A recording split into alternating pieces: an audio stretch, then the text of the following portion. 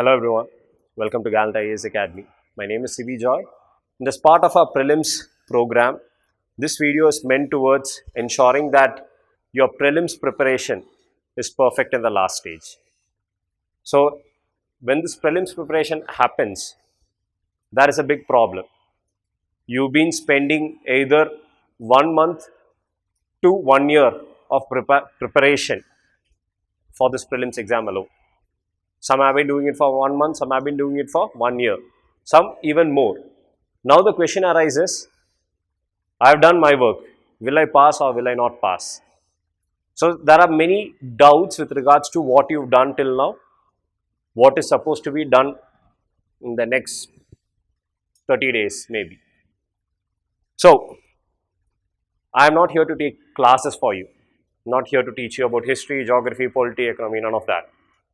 I'm here to give you those tips, tricks, intuition, logic, whatever we are going to discuss, that we are going to be planned to do that. That's what we are planned to do. So from our side, or from my side more specifically, the idea was to make sure that you do not miss out on those precious marks, not because of lack of study. Everyone is reading the same books. We are all reading the same books. I'm not reading something special which I've hidden from all of you. But still, some are clearing the prelims consistently, some are not clearing the prelims. It is not necessarily a matter of hard work. There is an element of hard work. What is missing is that ability to make a judgment. Some say you lack confidence. Out of 100 questions, they'll say you should attend 90, but in the exam hall you attended only 70. They will say it's a lack of confidence. Maybe that can be one side.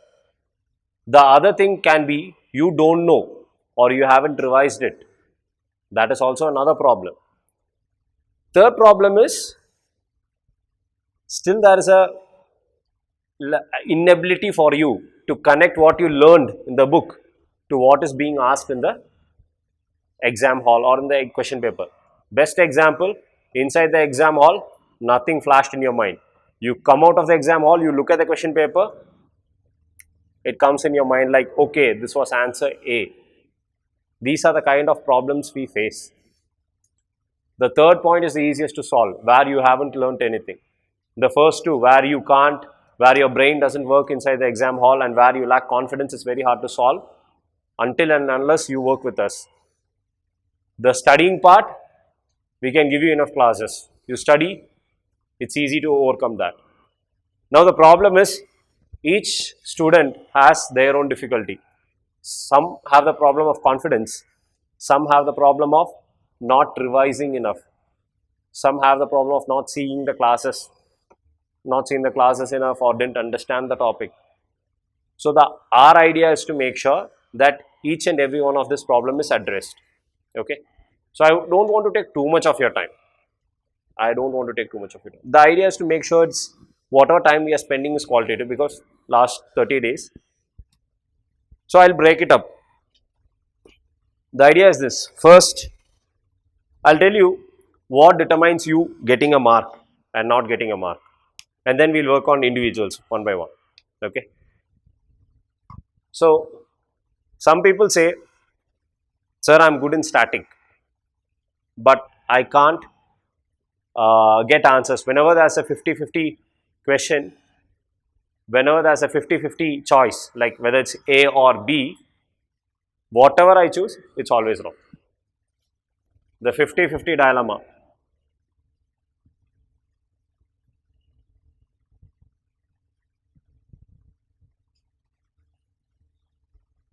I'm not able to think beyond the book. We have friends who think beyond the book, especially in science and technology. Many questions in science and technology are based on cutting edge technology, biotech, nanotech, artificial intelligence. We have zero idea about it. Because of that, we are not able to take a judgment because it doesn't come under the book knowledge. In the portion of history, if there's a question asked beyond what is taught to you from the books, you get stuck. You are not able to bring about an out of the box thinking. Has anyone faced that? Yes? You're not able to think beyond the book. You're stuck inside. The moment someone says, why didn't you think like this? You understand, okay, why did I not think like this? When someone says it, you know, okay, I should have thought like that. But you're not able to do it by yourself. So that is a problem. Out of the box thinking.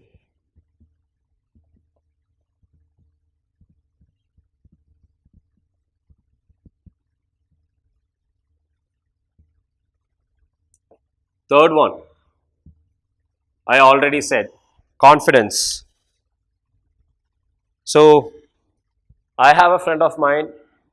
I think I've told you people about him. So he came for the last 2 months for preparation. Last 2 months. And another friend of mine was preparing for nearly 1 year.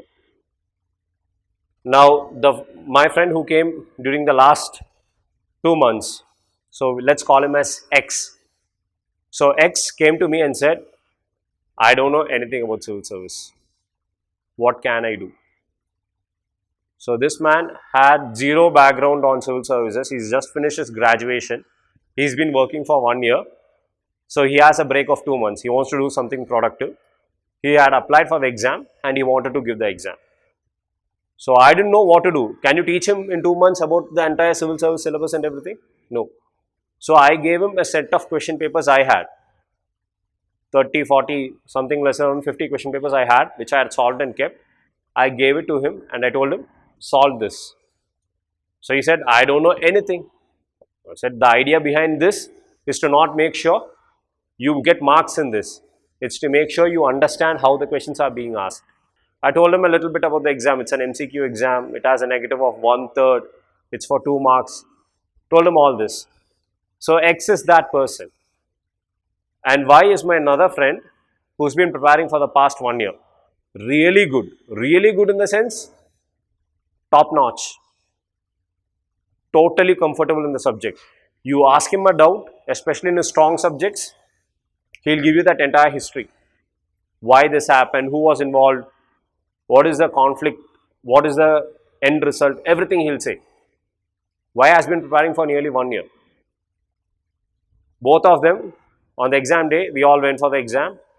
We came back and we were chit-chatting about it. And I asked X, my friend who's been studying for 2 months, and I asked him, how many questions did you attend? You know what he said? 100. And I asked my friend Y, who's been preparing for 1 year, I asked him, how much did you attend? He said 70. Okay, that's one's own choice. But I was curious. A person who had studied for just 2 months had attempted 100 questions. I asked him, what is the logic? Like, why did you do that? He gave me a beautiful reason. I don't know whether I'll pass this exam or not. I have zero idea because I've been preparing just for 2 months. And I also know that the next prelims is going to happen after 1 year. I have nothing to lose. I have nothing to lose. So what? If I attend 50, will I pass? No. So he had asked me how much should I attend. I told, attend as much as you can. So he decided he'll attend 100 questions. What happens in the worst case scenario? He fails. What will he have to do if he fails? He'll have to take it after 1 more year. But in the best case scenario, he will pass. He attended 100 questions. Do you know what his mark was? Something around 85. My friend, who's been preparing for nearly 1 year, he attended 70 questions. Put in all that effort. He also scored 85. The difference of 30 questions. That 30 questions is what we say is confidence. See that attitude my first friend had? Anyway, I'm going to write the exam next year in the worst case scenario. In the best case, what if something becomes right? That kind of attitude matters a lot. That kind of attitude matters a lot. That's what we say is confidence. Okay, sir, I have confidence, I have everything. Too much confidence is also a problem. You attend, you try to do things which you have zero idea about. There's a large possibility that you can miss out. You need confidence, not arrogance. You need to temper it. So along with confidence, you need temperance. You don't need overconfidence, you need just confidence. You need to counter it with temperance too. Temperance is that ability to know, okay, this is what I am, this is how much I can push. I'm not a superhuman. Even if you are, accept your limits. You can break them, but not unnecessarily. Keep that in mind. In prelims exam, this is very important and evident because there will be many questions where you have zero idea. And then you'll start thinking, confidence. Hey, if you have no knowledge, drop it. Drop it. You lose one question, it's not going to make a difference, provided you've attended all other questions. If you have zero idea about it, and you've attended 90 plus questions, why take a risk? You attended 90 plus, 90, 95, you attended close to 95. Yet there is a question where you have zero knowledge. If you don't have a valid reason, don't attempt the question. But you are saying, I have attended only 50 questions. The rest of the 50, I have zero knowledge. Then you should be willing to take a risk. Why? You attended only 50 questions. That's what I said, temperance. See whether you won or not. Is the idea to, what is the aim behind prelims? To score 200 out of 200? No. Just get safely over the cutoff. And what is the cutoff? 100 plus. For us, it's 120 plus. Let's keep it 120 plus. Your aim is to get more than 120. It's a very easy target, especially if you can attend 90 plus questions. You don't have to do anything more. You need to temper it. Then finally, you need to do the analysis. This is the most boring part of this presentation, of this discussion. We need to do an analysis. 50-50 dilemma, we can address it. Out of the box thinking, we can do it. The problem is, if you implement all this, you need to check whether it's working or not. Can you do this during your prelims exam? That's the end goal. That's the end goal. Now is the time for you to implement all this stuff. Now is the time for you to implement all this stuff. You need to make sure that all these 4 problems are addressed, and then you go do an analysis. Each and every test you do an analysis. What we mean by analysis is, you take your question paper, you attend the question paper, you look how many went wrong, how many went right. You do something like this. Right, give a number. Wrong, give a number. So something like this, 26 and 74. If this is how it went right and wrong, how many went wrong? Because you have zero idea. You just attended something. 6 went wrong like that. 20 was something you were aware about. 20 went wrong because you knew it, but still you couldn't find an answer. Check. What was the problem? Was it a fact of missing knowledge? Did you not know it?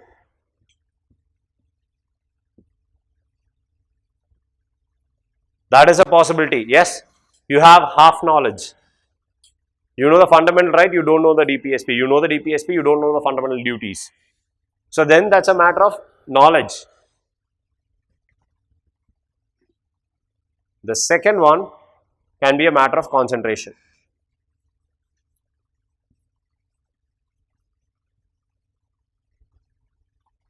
And this concentration is what brings these problems. You are not able to concentrate. You get stuck in a 50-50 dilemma. Or you refuse to think out of the box. Or you don't have enough confidence. Or you have too much confidence and you don't have enough temperance. These are the problems you face. You have to do an analysis. See how many went wrong. These questions, 6 questions, I'm not bothered about that. Because you had zero idea about it. It went wrong, I'm willing to accept it. But these 20 questions, you had the knowledge. You still missed out. If it was a problem of knowledge, what should you do?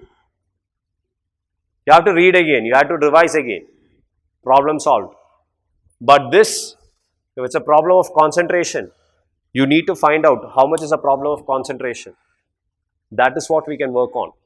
Knowledge, like I said earlier, I told you now there are many problems. The easiest one to solve is knowledge. Because why? You haven't studied, you sit and study, my work is done. I can easily go away. That's one of the easiest problems to resolve. You haven't studied, I make you sit, read. My work is done. It's one of the easiest things I can do. But this, it's a bit difficult to diagnose. I need to find out where your problem is. Now, these are the things I felt is common for you all with regards to difficulties. Okay.